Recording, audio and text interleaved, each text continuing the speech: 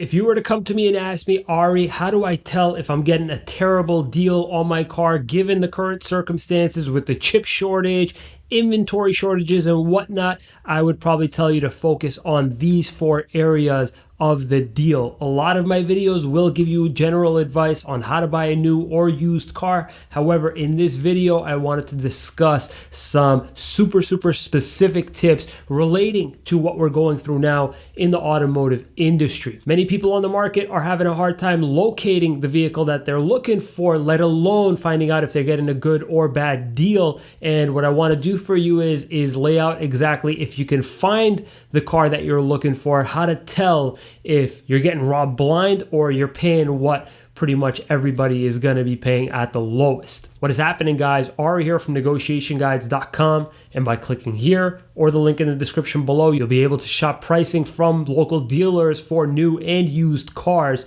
If you're new here, please consider subscribing because this whole channel is going to teach you everything you're going to need to know so that you can negotiate your best possible deal. You guys, let's get down to business, starting off with number 1. So off the bat, I need to ask you, are you looking at a new car or a used car? If you're looking at a used car, chances are that you're getting a terrible deal without me even needing to hear what's going on exactly. The reason being is that the inflation rate on used cars is about 37% as opposed to 12% on new cars. So automatically, if you're buying a new car at or near MSRP, you're doing pretty well. If you're buying a used car, chances are you're getting robbed completely. The way that I would gauge whether or not you're getting a really terrible deal or you're just paying what the lowest possible price is on that particular used car, check out Car Gurus or cars.com and start sifting through inventory that's very identical to that vehicle. I don't mean rely specifically on that good deal marker that they have or bad deal marker, but actually go through the inventory, see what the difference may be in between the one you're looking at versus the one about 25 miles away. Try to get an accurate picture of what that particular vehicle should actually be selling for. Don't just rely on a rating from these websites. Number 2, is the new vehicle selling at or over MSRP? If you're paying over MSRP like a lot of people are, how much over MSRP are you paying and on what kind of car? Now, I'm not saying to go out there and shell out thousands and thousands of dollars over MSRP on vehicles. However, hear me out on this. The kind of vehicles that hold their value really well usually are in the 60s to 70 range when it comes to residual value. As in, within 3 years, if the car can keep about 60 to 70% of its value, it holds its value very well. If the car can hardly keep 50% of its value in a 3-year window, then that means that you probably should stay away from paying over MSRP for that vehicle.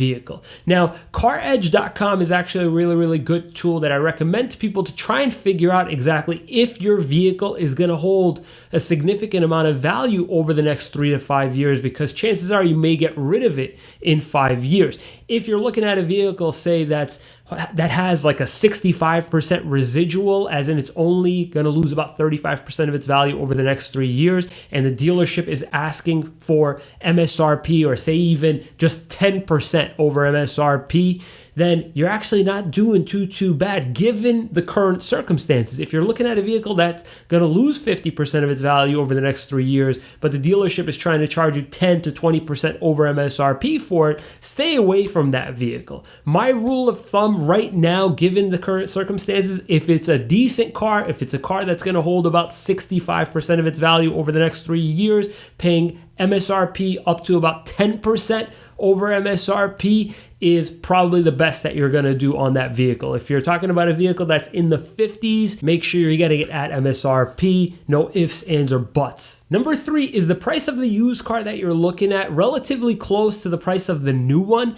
And let's say if it's just like a couple grand less, or maybe you found a color on the used one that you really liked and it's got maybe 30,000 miles, you may want to keep in mind the following thing. If there's a price differential of about $5,000, say, but the car is like 2 or 3 years old, keep in mind that a lot of these vehicles, they're going to run out of their warranty very soon. And because you're paying over whatever the value is, when things go back to normal in about 3 years, hopefully, your used car is likely to cost you a lot less over the next 3 to 5 years, specifically just because the warranty is longer and you won't have to have as many out-of-pocket expenses on that vehicle. Apples to apples, whenever we're talking new versus used, if the prices are very, very close, always go with new because of warranty and because of better financing rates. Number 4, the biggest indicator that you're getting a terrible deal if the vehicle that you're trading in is fetching far less than what it's going for on the market. If you're finding that your trade-in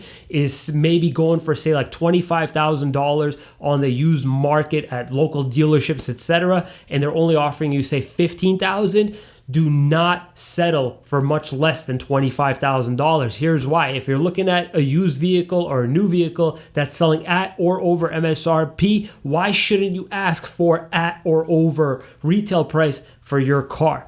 Think about it. If they're trying to get your car at a discount and sell their car above MSRP, how good of a deal are you actually getting? Your trade means the world right now to a lot of dealers, and you can use that as the biggest bargaining chip when you're negotiating this deal that you're out to get. Again, you guys, by clicking here or the link in the description below, you'll be able to connect with dealerships in your local area so that you can shop around for the best possible deal. And if you found this information useful, please consider subscribing. Thank you so much for watching, guys. We'll see you next time.